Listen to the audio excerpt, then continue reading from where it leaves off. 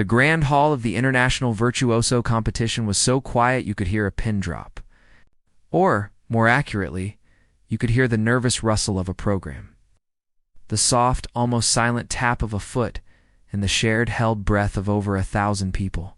The air itself felt heavy, thick with years of tradition and the sharp scent of expectation. On the stage, under a single bright spotlight, sat a grand piano that looked less like an instrument and more like a sleek black beast waiting to be tamed. Its polished surface reflected the velvet seats of the empty orchestra pit and the hopeful, anxious faces of the audience. At a long table in the center of the hall sat 3 figures. The judges who held the dreams of the final contestants in their hands. The man in the middle was the oldest, a legend in the world of classical music. His face was a map of deep lines, each one etched by years of listening, of critiquing, searching for a perfection that he feared no longer existed. He had seen the greats, the titans of the piano, and in his heart, he believed that their kind was extinct. Today was only proving him right. He sat with his back ramrod straight, his fingers steepled under his chin, his eyes narrowed as he watched the stage. He was not just a judge. He was a guardian of a sacred art. And he felt that art was being profaned before his very eyes. To his left sat a woman with a gentle, sorrowful face. Her silver hair was pulled back in a severe bun, but it couldn't hide the kindness in her eyes. She had been a prodigy once, the very thing these young pianists aspired to be. She knew the thrill of a standing ovation, the weight of a gold medal around her neck. But she also knew the loneliness of the practice room, the pressure that could crush a fragile spirit. She listened not just with her ears, but with her soul, and today, her soul was aching. She was searching for a story in the music, a flicker of genuine emotion, but all she heard was noise. Competent, sometimes even brilliant noise, but noise all the same. It was like looking at a perfectly painted photograph of a fire. It had all the colors and shapes, but it had no warmth. The third judge was younger, a sharp-faced man with a quick, observant gaze. He was a critic, known for his witty and often brutal reviews. He saw the competition not just as an artistic event, but as a story. And so far, the story was a bore. A tragedy of errors, perhaps, but a predictable one. He had his notebook open, his pen poised, but he hadn't written much in the last hour. What was there to say? Young pianist number 4 plays the notes with the enthusiasm of a robot assembling a car. It was true, but it was getting repetitive. He sighed and glanced at the program, then back at the stage, where the next victim was walking out. The final challenge of the competition was a piece of music that had become a legend for all the wrong reasons. It was called the Sonata of Dissonance, written by a composer who was more of a ghost than a man, a fellow named Victor Orlov. Orlov had been a recluse, a man who heard music differently from everyone else. His sonata wasn't just difficult, it was strange. It had sections where the hands had to play in completely different rhythms. A musical puzzle that could tie a person's brain in knots. It had jumped so wide they felt like a leap across a canyon. And most of all, it had a deep, haunting sadness woven into its very core. It was a piece that demanded not just flawless technique, but a life's worth of pain and joy to truly understand. It was a piece for an old soul, not a young one. The first finalist of the afternoon. A young man with a confident swagger sat at the piano. He cracked his knuckles, took a deep breath, and began. For the first few minutes, it was impressive. His fingers flew across the keys, a blur of motion. The loud, powerful chords filled the hall with thunder. The old judge leaned forward, his eyes intense. But as the music went on, something became clear. The young man was fighting the piano. He was conquering it, beating it into submission. The notes were all there, sharp and clear. The speed was breathtaking. But the music was missing. It was like watching an athlete break a world record. It was a feat of strength, but it wasn't art. When he finished, he stood up and took a bow, a proud smile on his face. The audience applauded politely, but it was the kind of applause you give when you don't know what else to do. The judges didn't even look at each other. The old judge simply made a small, almost invisible check mark on his paper. His expression unreadable. The next performer was a young woman who seemed to shrink under the spotlight. Her approach was the opposite of the man's. She played with extreme caution, her every move calculated. She was so afraid of making a mistake that she squeezed all the life out of the music. The difficult passages were slow and careful. The sad parts were just quiet, not sorrowful. It was technically perfect, like a drawing traced from a photograph. There were no smudges, no errors, but there was also no personality, no spark. It was a beautiful, empty shell. When she finished, the silence that followed was heavy with disappointment. The woman with the kind eyes closed her own for a moment, a pained expression on her face. She had seen this so many times before. The fear of failure was more powerful than the desire for beauty. One after another, they came and they played. And one after another, they failed. Some failed with arrogance, some with fear. Some tried to put their own spin on the piece, speeding up the slow parts and slowing down the fast parts. But it only sounded like they were trying to fix something that wasn't broken. Others tried to copy the famous recordings of the sonata, but it was just an imitation, a shadow of the real thing. The old judge's hope, which had been a tiny flicker at the start of the day, was now completely extinguished. He slumped slightly in his chair, the energy seeming to drain out of him. The woman with the kind eyes stared at her hands, as if remembering the feel of the keys, the joy she used to feel. The critic put down his pen and rubbed his temples. The story was a bust. There would be no winner this year. It was a sad, simple fact. The great sonata of dissonance had won again, proving itself to be truly unplayable, not by the hands, but by the heart. The hall, once buzzing with excitement, was now filled with a quiet, collective sigh of letdown. The day was over, and everyone was just waiting for it to end. While the main hall was a cathedral of disappointed silence, the world behind the heavy velvet curtain was a different universe altogether. It was a place of tangled cables, stacked chairs, and the faint, lingering smell of dust and floor wax. The air here was not heavy with expectation, but with the quiet, efficient energy of people getting ready to tear everything down. Stagehands in black t-shirts moved like shadows, coiling ropes and unclipping microphones, their low whispers the only sound. And in this organized chaos, almost completely hidden by a large prop painted to look like a Greek pillar, stood a small boy. He was 8 years old, small for his age, with a thatch of unruly hair that fell into his eyes. He wasn't supposed to be there. His mother was part of the cleaning crew, and he was meant to be waiting in a small, windowless room backstage, with her bag and coat. But the sound had pulled him out. The music, even the flawed, struggling music from the hall, was a magnet he couldn't resist. He stood perfectly still, his body pressed against the cold, painted wood of the pillar, his head cocked to one side. He wasn't just listening. He was absorbing every wrong note, every hesitant pause, every thunderous chord that was played with anger instead of feeling. It all went into him. He didn't read music, not really. The black dots on the page looked like a swarm of ants to him. But his ears were a different story. They were perfect. He could hear not just the notes being played, but the notes that were missed. He could hear the melody that was supposed to sing from the piano, but was instead being shouted or whispered. As the last finalist had played, the boy's hands, hidden in the pockets of his jeans, had been moving, his small fingers dancing and leaping, playing the sonata the way he heard it in his head. It was a flawless, effortless performance, played out on the lining of his pockets. For him, the music wasn't a competition. It was a living thing, and he could feel it struggling to breathe out there. His mother, a woman with tired eyes but a gentle smile, knew where he was. She had seen him slip away from the break room. She didn't have the heart to drag him back. She saw how the music affected him, how it seemed to be the only thing in the world that could hold his complete attention. She worked quietly, wiping down a nearby table, keeping one eye on her son, a small, still statue in the land of giants. She didn't understand the depth of his gift. Not really. She just knew that her little boy heard the world differently, and that the sounds coming from the grand piano were his favorite language.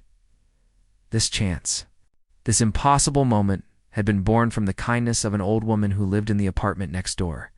She had been a piano teacher in her younger days, before her hands became gnarled with arthritis. She had been the first to truly hear it. She would hear the most complex melodies coming through the thin wall. Melodies that were far beyond the simple children's songs his mother had tried to teach him on a cheap second-hand keyboard. One day, she had knocked on their door. When his mother explained he had just made the music up, the old woman's eyes had widened. She had sat with him for hours, not teaching him, but just listening. She realized he didn't need to be taught how to play. He just needed a stage. She had spent weeks on the phone, pleading with the competition's organizer, telling him she had found a true musical soul. "He doesn't play the notes," she had insisted over the phone, her voice trembling with excitement. "He lets the notes play him." The organizer, a man in a crisp suit whose name was known, but whose face was quickly forgotten, had dismissed her at first. A child. It was a ridiculous idea. But as he stood in the wings now, watching the final contestant walk off the stage to a smattering of polite applause, he felt the old woman's words come back to him. He looked out at the judges. The old legend looked like a deflated balloon. The kind-faced woman was staring at her lap, her shoulders slumped. The critic was already packing his briefcase. The day was a disaster, a complete and utter failure. And in that moment of professional despair, a tiny, crazy seed of an idea began to sprout in his mind. The day was already lost. What more harm could be done? He took a deep breath, squared his shoulders, and walked away from the wings, leaving the boy still hidden by his pillar. He walked down the side aisle of the grand hall, his shoes making soft, squeaking sounds on the polished floor. The few people left in the audience turned to watch him, curious. He ignored them and walked directly to the judges' table. The three of them looked up, their expressions a mixture of annoyance and exhaustion. "The competition is over, I assume," the old judge said, his voice dry and brittle. "There is no need for a speech. We will not be awarding a first prize this year. There won't be a speech," the organizer said, his voice lower than he intended. He cleared his throat. "But I have a proposal. A final, unscheduled exhibition." The critic let out a short, sharp laugh. "An exhibition? Who? Have you found another pianist hiding in the coat room? Perhaps one of the stagehands would like to try." The organizer ignored the sarcasm. "There is a young boy. He's not a competitor. He's just a boy who loves to listen. His neighbor, a retired teacher, insisted he had a special gift. I thought we might let him play. It's just once. After the audience has left, if you prefer." The woman judge looked at him with pity in her eyes. "My dear man, this has been a difficult enough day. Must you subject a child to this? And us to it? Let him go home. Let us all go home." "I understand your hesitation," the organizer said, leaning in slightly, his voice earnest. "But what is the alternative? We end the day on this note. On a failure? The sonata of dissonance has defeated every master here. Let a child try. What harm can it do? It can't be any worse than what we've already heard. And perhaps it might be interesting." The old judge stared at him, his eyes narrowed. He was about to refuse to dismiss the idea as the foolish whim of a desperate man. But he was so tired. He was tired of the arrogance, the fear, the soulless perfection he had witnessed all day.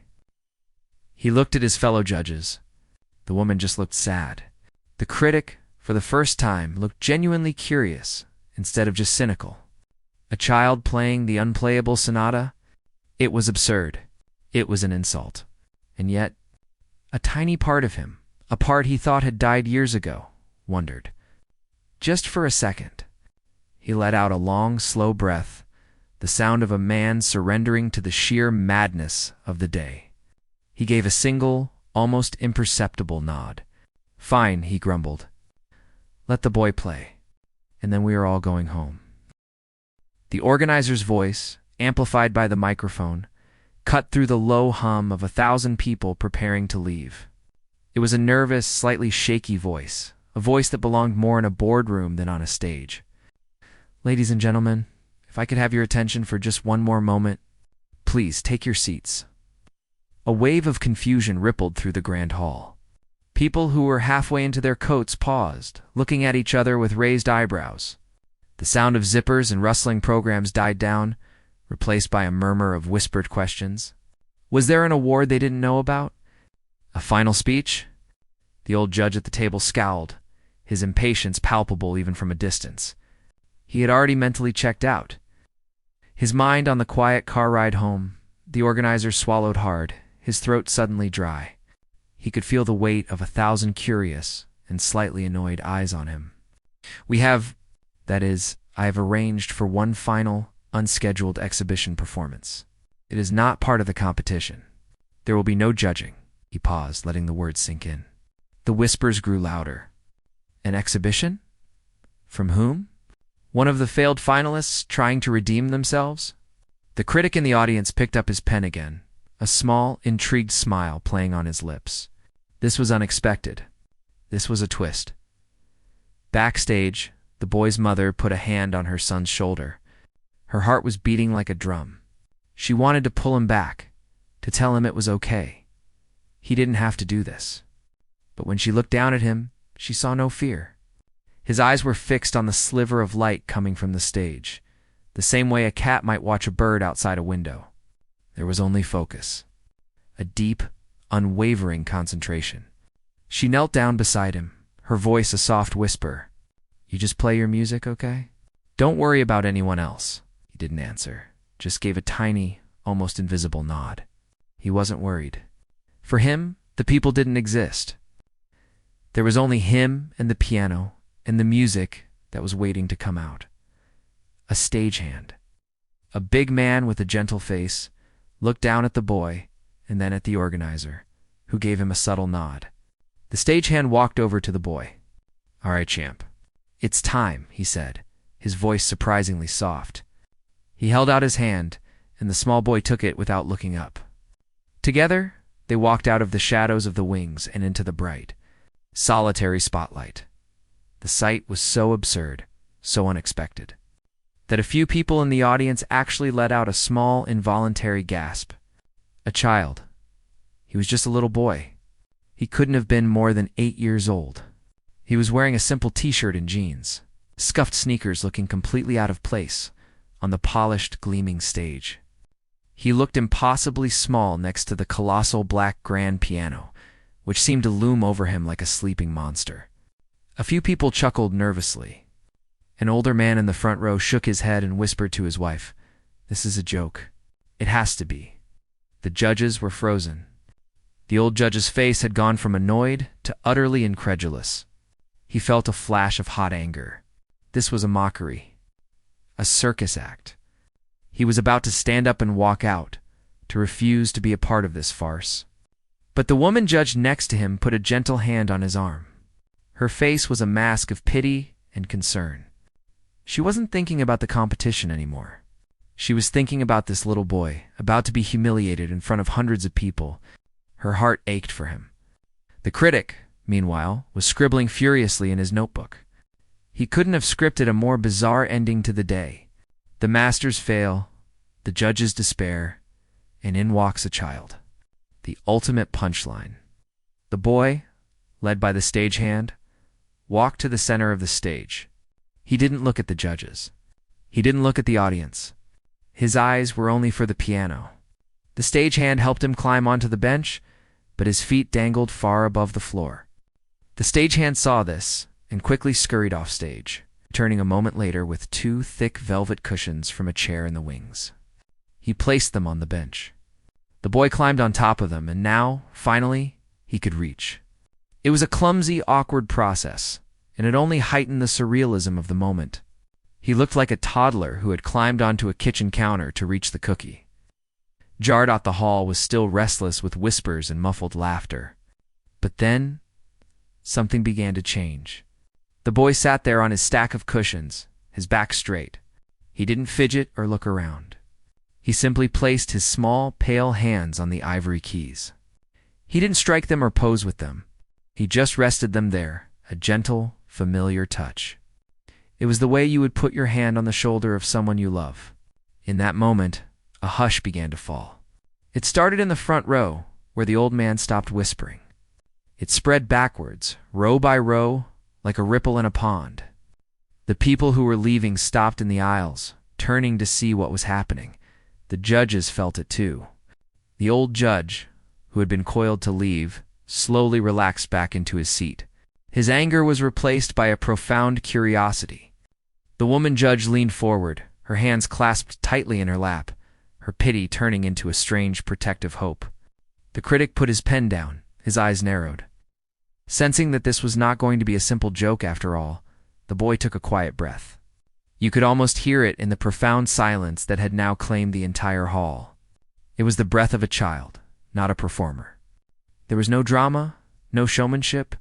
He was just a little boy on a big stage, about to do the one thing in the world he was born to do.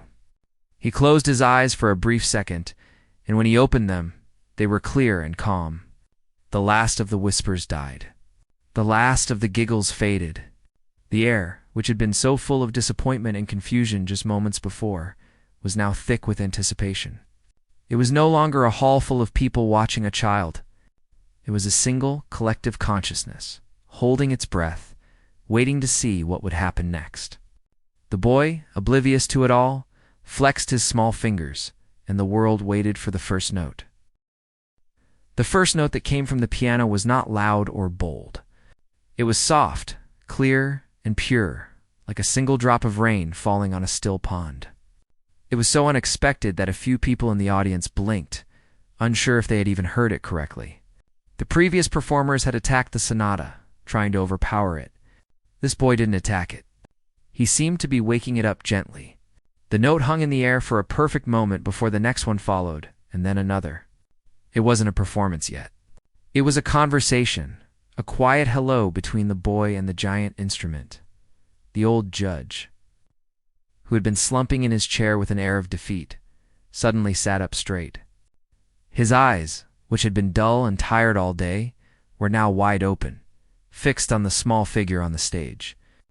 He was a man who understood the mechanics of music, the architecture of the notes, and what he was hearing was structurally impossible. The boy was playing the most complex opening passage of the sonata with an ease that defied logic. His fingers, which looked so small and fragile, moved with a fluid grace that the old judge had only seen in a handful of the greatest pianists in history. But there was something more. The others who had attempted this passage had played it with a sense of struggle, their hands flying across the keys in a frantic race. The boy's hands didn't race. They flowed. It was as if he wasn't reading the music but was simply remembering a song he had always known as the music grew. Entering a more chaotic and dissonant section, the audience began to shift in their seats. This was the part where everyone else had failed. The conflicting rhythms, the clashing harmonies, it was a musical train wreck in the hands of lesser pianists. But the boy didn't seem to hear the clash. He played the two different rhythms with his left and right hands not as a battle but as a dance. They were two different voices telling two different parts of the same story, and under his fingers they made sense. The woman judge felt a chill run down her spine. She had always believed this section of the sonata was about conflict and pain. But this boy was playing it with a sense of wonder. It wasn't the sound of a fight. It was the sound of a busy, confusing, but ultimately beautiful world. It was the sound of looking up at a sky full of stars, so many that you can't count them all. But you don't feel overwhelmed, you just feel amazed. Backstage, the boy's mother stood with her hands covering her mouth. She had heard him play on their old keyboard at home, but this was different. The sound filled the vast hall, wrapping around everyone in the room. She saw the faces in the audience, the amusement and skepticism gone, replaced by a look of shared, profound awe. A tear escaped her eye and traced a warm path down her cheek. She wasn't just a proud mother. She was a witness to something magical. Something she knew she would never fully understand but would cherish for the rest of her life. The music then moved into the part of the sonata that contained the legendary possible leap. It was a jump of over 2 octaves, a distance so great that most pianists had to lunge for it, breaking the flow of the melody. The critic in the front row held his breath. This was the moment of truth. He had seen professionals miss this note, turning the moment into a clumsy thud. But the boy didn't lunge. As the note before the leap approached, his small body leaned slightly to the right. His left hand, in one smooth, unhurried motion, glided across the keys and landed perfectly on the target note. There was no thud, no scramble. It was as natural as a bird landing on a branch. The critic let out his breath in a whoosh, not realizing he had been holding it. He looked at his notebook, where his pen lay untouched. What could he possibly write? Words felt useless, cheap. This was not something to be critiqued. It was something to be believed. The most profound change was happening in the heart of the music's emotional core. The sonata was famous for its deep, haunting sadness. The adult performers had tried to convey this with dramatic pauses, heavy chords, and a slow, mournful tempo. They were trying to play the sadness of a lifetime of heartbreak. But the boy who had known so little of life's pain found a different kind of sadness in the notes. He played it with the simple, pure sorrow of a child who has lost his favorite toy. It was a deep, real sadness, but it was a clean sadness, one that held the promise of tomorrow's hope. It wasn't the end of the world. It was just a very bad day. The woman judge found herself silently crying. She wasn't crying for the boy or for herself. She was crying for the beauty of it, for the way this small child had unlocked a secret in the music that no one else had ever found. He had shown them that the deepest sadness isn't always complicated. Sometimes it's just the simplest, most honest feeling in the world. The final movement of the sonata began. A cascade of notes that was meant to be a powerful, thundering climax. The boy played it with power, yes, but it wasn't an angry power. It was the power of a waterfall, a force of nature that was both beautiful and unstoppable. His whole body was in it now, swaying slightly with the rhythm, his face a mask of concentration and joy. He was no longer just a small boy on a big stage. He was the music itself. The entire hall was under his spell. People who had been leaving were frozen in the aisles, their bags and coats forgotten at their feet. The ushers had stopped working, standing with their heads bowed, listening. The three judges sat as one, their faces illuminated by the single spotlight. Their expressions identical, a mixture of shock, wonder, and pure, unadulterated joy. And then, as suddenly as it began, it was over. The final chord was struck, and it didn't just end. It bloomed in the silence of the hall, echoing and fading until it seemed to become part of the air itself. The boy's hands rested on the keys, his chest rising and falling with each breath. For a full 10 seconds, there was absolute, complete silence. No one coughed, no one moved. It was a shared, sacred moment, a bubble of time that no one wanted to break. The world, for that brief moment, was perfectly still, held in the echo of a perfect performance played by the most unlikely of musicians. The old judge slowly removed his glasses and wiped a tear from his eye, a gesture so uncharacteristic that the woman judge beside him stared in amazement. The day had started in failure and despair, but it had ended in a miracle. The silence in the grand hall didn't just end. It shattered. It broke with a single, sharp gasp from a woman in the third row, a sound of pure, uncontrolled shock. That tiny sound was the spark that lit the fuse. A moment later, a man near the aisle jumped to his feet, his hands clapping together so hard it sounded like a gunshot. Then another person stood, and another. It was a chain reaction, a wave of emotion that spread through the room with impossible speed. Within seconds, the entire hall was on its feet. The sound was no longer just applause. It was a physical force, a thunderous roar that shook the very foundations of the building. People were not just clapping. They were shouting, crying, stamping their feet. It was the sound of 1,000 hearts being broken and put back together in the same instant. The ushers, who had been standing frozen, now joined in, their faces wet with tears. The competition was forgotten, the judges were forgotten, the world outside was forgotten. There was only the echo of the music and the overwhelming need to show their gratitude. But the cause of it all, the small boy at the center of the storm, remained oblivious. As the roar of the crowd washed over him, he simply took his hands off the keys. He didn't stand up to take a bow. He didn't beam with pride or even look surprised. He just slid off the stack of velvet cushions, his scuffed sneakers landing softly on the floor. He turned, gave a small nod in the general direction of the judge's tabbouleh gesture that was barely visible from the front row. Then he scurried off the stage, disappearing into the dark wings as quickly and quietly as he had appeared. He left behind a piano that still seemed to hum with the memory of his music and an audience that would have given him the world if he had only stayed to ask for it. On stage, the judges were a portrait of pure, unadulterated awe. The old judge, the man who had been a monument of sternness all day, was on his feet, his hands clasped together, tears streaming freely down his wrinkled cheeks. He was not clapping. He was just staring at the empty bench, his face a canvas of disbelief and overwhelming emotion. The woman judge beside him was weeping openly, her hands covering her mouth as if to hold back a sob. She had spent her life searching for the soul in music, and in that moment she felt she had finally touched it. The critic, the man who lived by his words, had thrown his notebook aside. His pen lay on the floor, forgotten. He was clapping so hard his palms were red, a huge, genuine smile on his face. He had come to write a story about failure, and he had ended up witnessing a miracle. The organizer, watching from the side of the stage, felt a wave of relief so powerful it almost buckled his knees. He had risked his reputation on a whim, on the pleading of an old woman, and it had paid off in a way he could have never imagined. He saw the boy disappear into the wings and quickly followed, wanting to be there, to be a part of whatever happened next.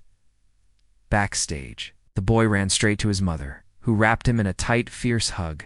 She didn't say anything about the music or the incredible sound coming from the hall. She just held him, her face buried in his hair, rocking him back and forth. The boy hugged her back, his small body trembling slightly, not from fear, but from the leftover energy of the performance. The organizer found them there in the shadows, a small island of quiet in the midst of the chaos that was now erupting backstage. Stagehands were hugging each other, people were talking in excited, loud whispers, and everyone was asking, who was that boy? The organizer knelt down in front of the boy. That was... He started, but his voice trailed off. He couldn't find the words. That was the most beautiful thing I've ever heard, he finally managed to say. The boy just looked at him with his clear, calm eyes, not understanding the fuss. His mother put a protective arm around his shoulders. He's just a boy who likes to play, she said softly, as if that explained everything. And in a way, it did. Out in the hall, the applause was finally starting to die down, but no one was leaving. The three judges were huddled together, speaking in low, urgent tones. The old judge had finally composed himself, wiping his face with a handkerchief. "We cannot award a prize," he said, his voice thick with emotion. "It would be an insult. To give him a trophy is like giving the sun a medal for shining." The woman judge nodded in agreement. He wasn't competing. He was just being. He showed us what the music was really about. We were the students today, not him. The critic simply shook his head in amazement. There's nothing to judge. There's nothing to critique. You don't critique a rainbow. You just thank God you got to see it.